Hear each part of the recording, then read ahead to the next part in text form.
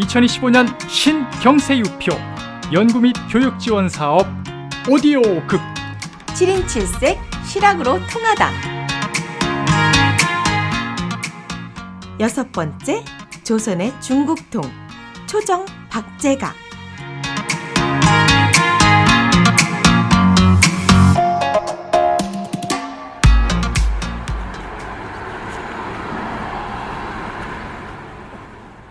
미람님, 백탑파의 백탑이 어느 탑인지 아세요?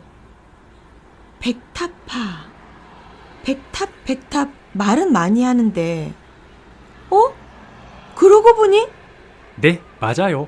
바로 우리가 서 있는 이곳 탑골공원의 이 탑, 원각사지 10층 석탑이에요. 여기서 잠깐 상상을 좀 해봅시다. 상상이요? 자, 지금 이 탑은 빌딩의 숲들 사이에 있죠? 자, 눈을 감으시고요. 눈을 감고요. 이 빌딩들이 하나도 없는 조선시대 실학자들의 시대로 가봅시다. 레드선.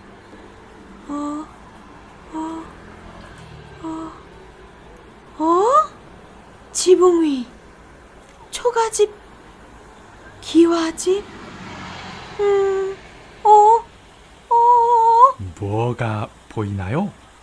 끝없이 펼쳐진 나지막한 지붕의 숲들 가운데 우뚝 솟은 이 탑이 보여요. 우와! 세상에나, 정말 새롭고 멋진 모습이에요. 네, 남산 밑에 살았던 박제가는 이곳에 자주 놀러 왔습니다. 그땐 민가 사이로 하얀 대리석 탑이 우뚝 솟아 있어서 매우 인상적이었다고 해요. 그래서 백탑. 지금은 전해지지 않지만 백탑 청현집이란 책이 있었는데 그 서문에 박제가는 이렇게 말하고 있어요. 벗들은 백탑 주변에 살고 있었다. 나는 그곳에 가면 돌아오는 걸 잊었다. 열흘이고 한 달이고 머물곤 했다. 밤낮으로 함께하며 쓴 글이 책을 이루었다. 와, 벗들이 모여 살고 있는 백탑. 벗들과의 글쓰기 모임? 그런데 백탑 주변엔 누가 있었나요? 절친 이덕모의 집도 있었고 유득공, 이서구 등의 집이 있었죠. 이덕모는 박제가보다 9살 위였지만 두 사람은 서로 의기가 통했습니다. 박제가는 이덕모에게 초나라 정치가 구런과 같은 뜻을 품고 있다고 했는데 구런은 박제가의 정신적 롤모델이었어요. 박제가는 곧잘 백탑 부근 이덕모의 집을 찾아갔습니다. 대화를 나누다 함께 자곤 했지요. 이덕모도 박제가를 매우 좋아했어요. 이처럼 마음에 맞는 벗과 말을 나누고 글을 쓰는 것은 일생에서 드문 지극한 즐거움이라고 행복해했습니다.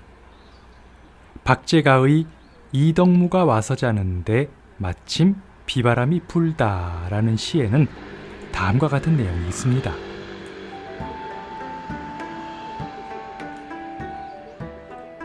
하늘엔 가물가물 은하수 어지럽고 땅에선 휘리리릭 낙엽이 나뒹구네. 내 마음 깊은 근심 그대가 풀어주니 우리가 더 이상 무엇을 구하리요. 박제가 편은 실학자의 브로맨스 편이네요. 내 마음 깊은 근심 그대가. 이동무와 박제가의 우정은 남녀 간의 사랑 이상이네요. 그래요. 우정이 예사롭지 않죠? 박제가가 쓴 밤에 이서구 집에서 자며라는 시를 보면 다음과 같은 대목이 있어요. 벗이란 피를 나누지 않은 형제요. 한 집에 살지 않는 부부다. 사람이 하루라도 벗이 없으면 양팔을 잃은 것과 다름이 없다. 우와! 한 집에 살지 않는 부부. 어우, 세상에나. 연암 박지원도 백탑 북쪽으로 이사를 오게 되어서 박제가가 18, 19살 때 연암 박지원의 집을 찾았습니다. 박지원은 박제가보다 13살 위였고 이미 문장으로 명성이 높았죠. 첫 만남을 박제가는 잊을 수 없었습니다. 그래서 백탑 청년집 서문에 그 장면을 소개하고 있어요. 선생은 나를 아주 오랜 것처럼 손을 잡아 맞아주셨다. 지은 글들을 모두 꺼내어 내게 읽어주셨다. 친히 밥을 지어 상을 차려주시고 술잔을 들어 나의 안녕을 빌어주셨다. 분에 넘친 환대에 놀라고 기뻤다. 나는 글을 지어 화답했다. 사실 박제가 이덕무 유득공은 아버지를 아버지라 부르지 못하는 서자여서 당시엔 신분상 차별을 받았습니다. 그런데 홍대용, 박지원, 이서구 같은 이는 세력 있는 명문가의 자제들이었고요.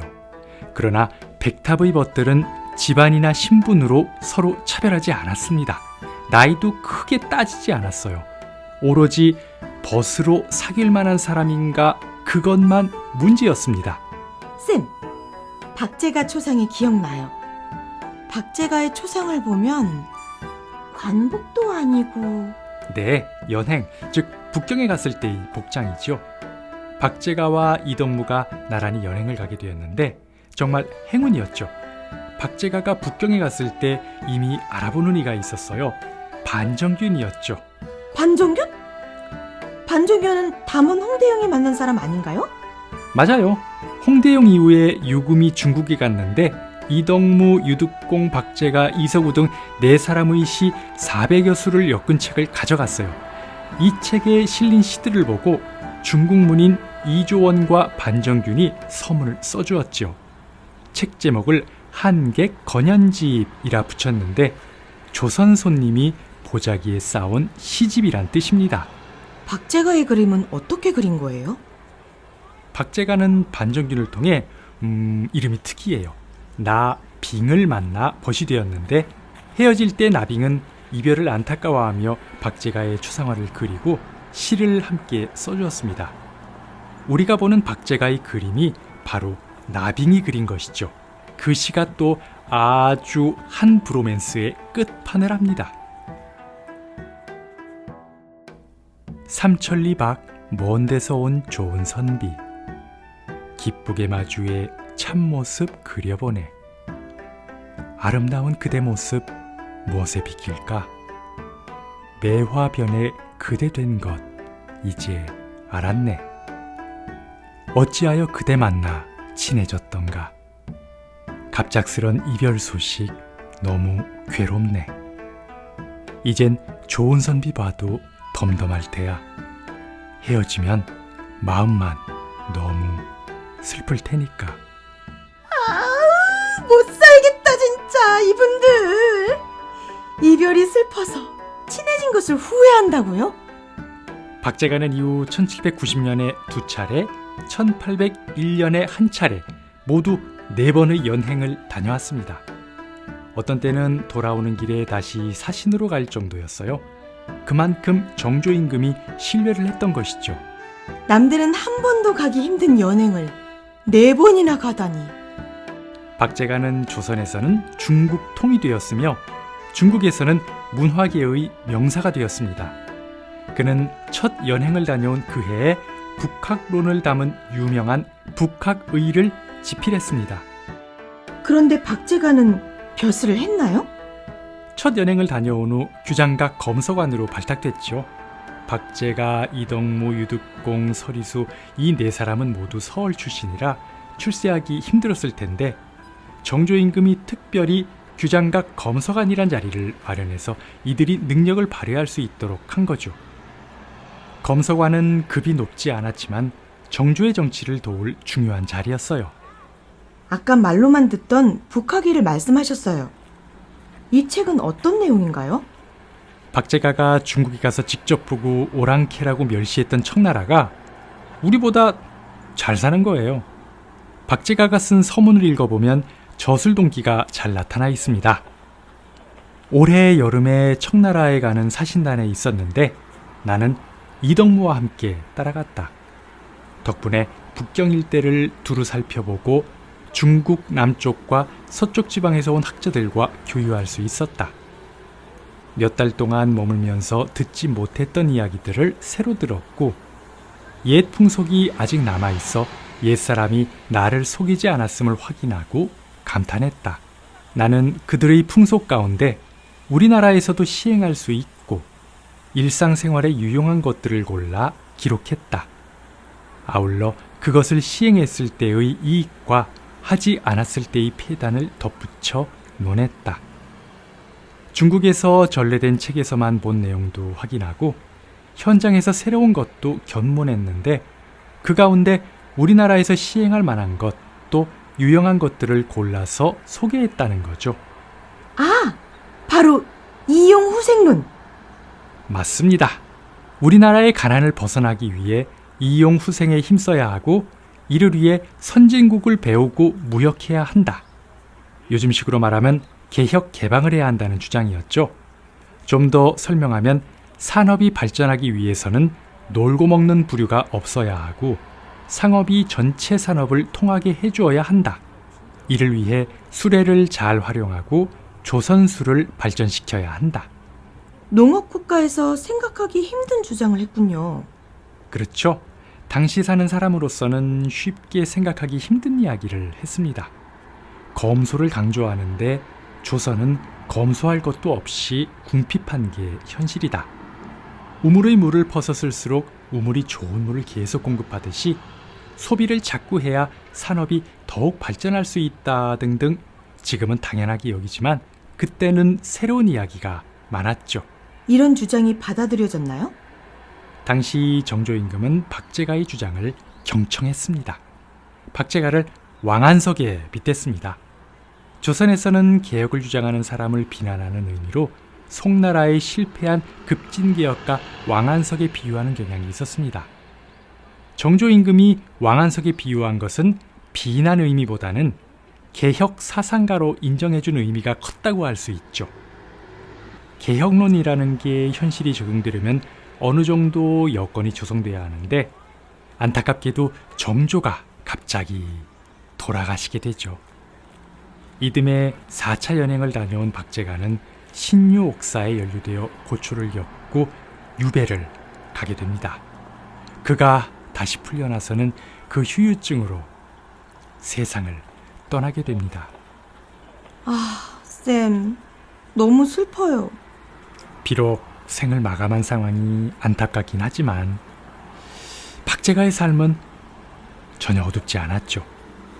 서자로 차별받던 시절에 그것을 극복하고 자신의 능력을 키워서 발휘했으니까요.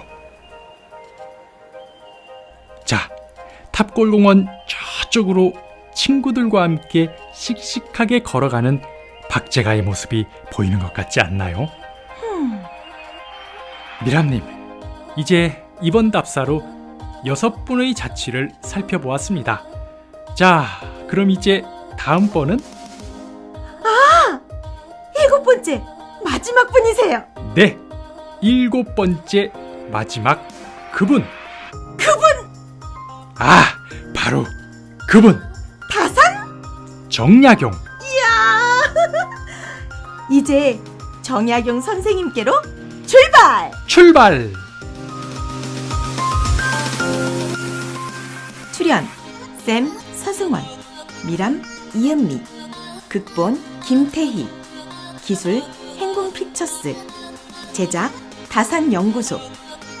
이 영상은 2025년 신경세유표 연구 및 교육 지원 사업으로 만들었습니다. 감사합니다.